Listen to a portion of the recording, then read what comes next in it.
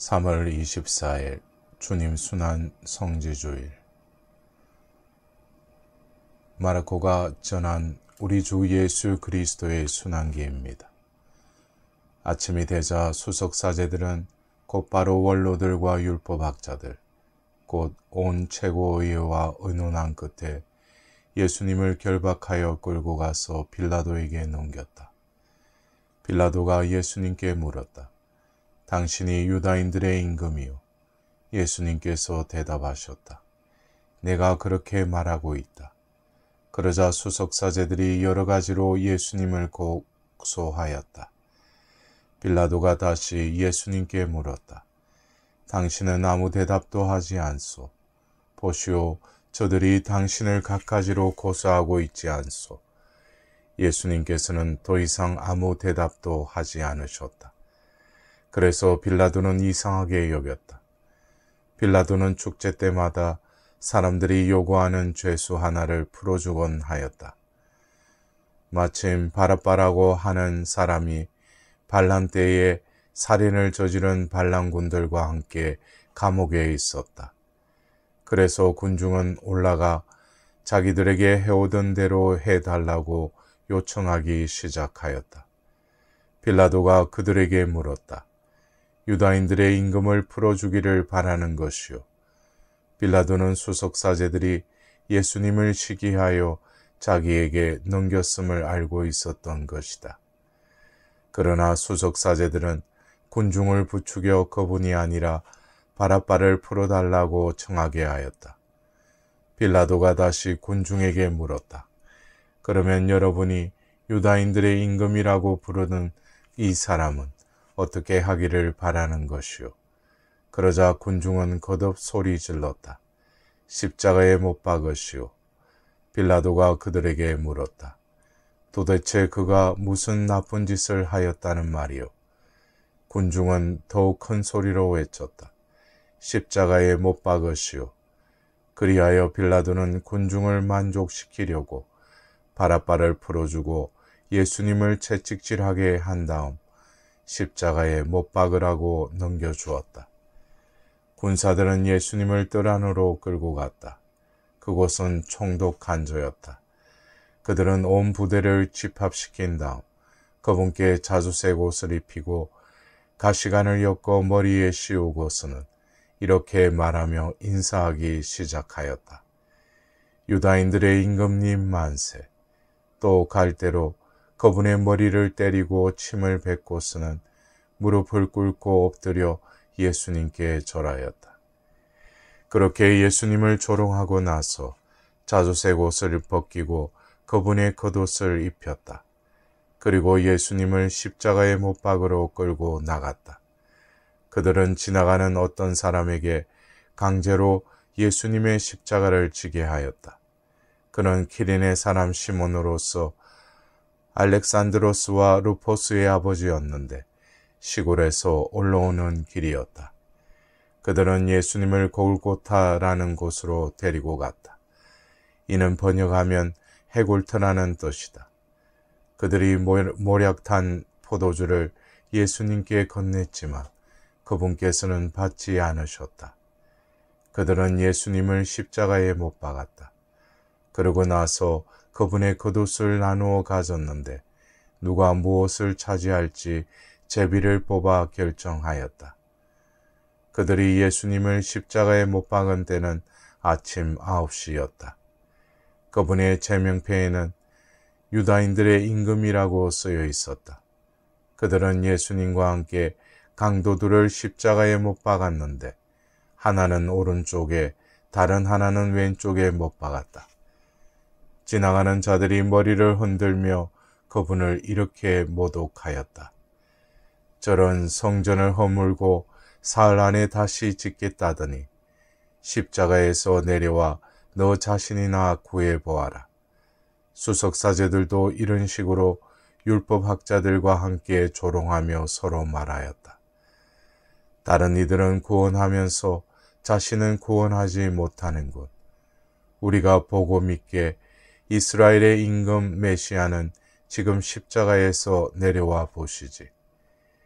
예수님과 함께 십자가에 못 박힌 자들도 그분께 비아냥거렸다.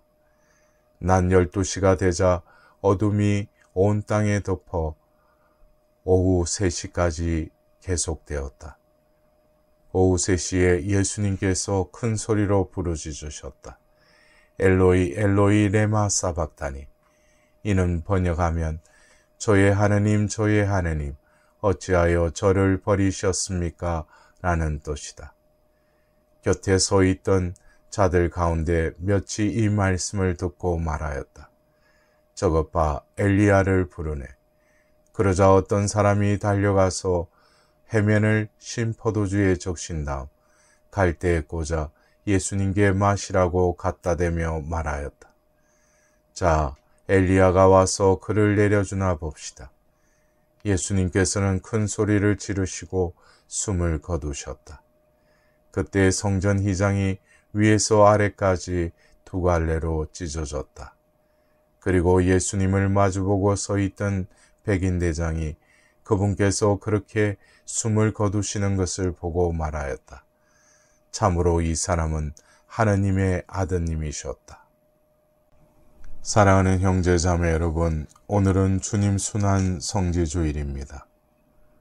오늘 성지주일 전례의 말씀은 예루살렘 입성을 환호하는 기쁨과 순환과 죽음을 전하는 슬픔을 함께 전하고 있습니다.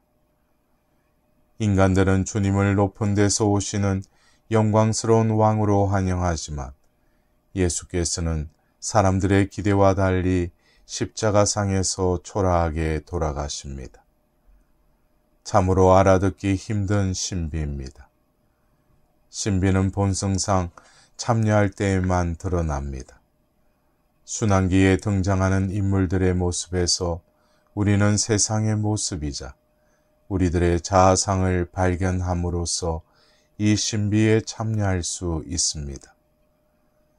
등장인물 중 나는 누구일까요? 등장인물 대부분은 군중입니다. 그들은 예수님을 구세주라고 환영하다가 기대에 어긋나자 십자가에 못 박으라고 외칩니다.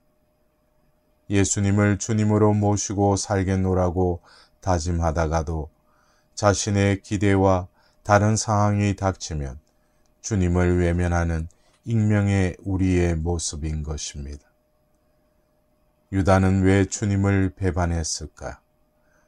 아마도 스승은 이 난간을 잘 극복하여 돌아가시지 않을 것이다 라는 자기식의 판단을 하였을 것입니다.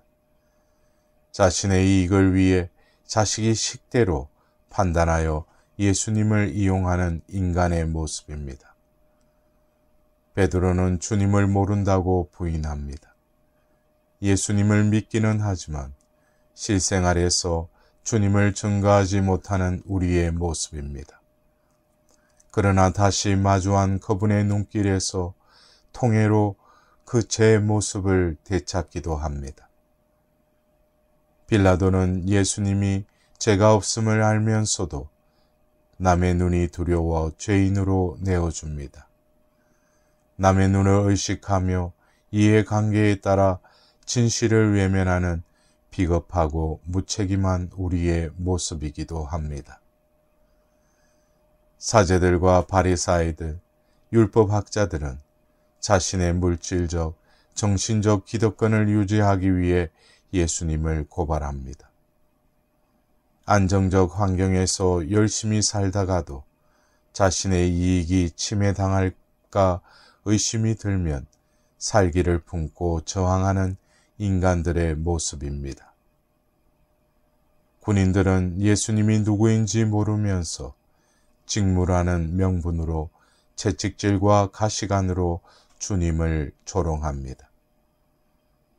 때로는 상대가 누구인지 왜 그러는지 모르면서도 험담하거나 무시하고 조롱하는 인간의 모습이 아닐까요? 그리고 처형되시는 예수님을 멀리서 보면서 피눈물을 흘리는 성모님과 부녀자들이 있습니다.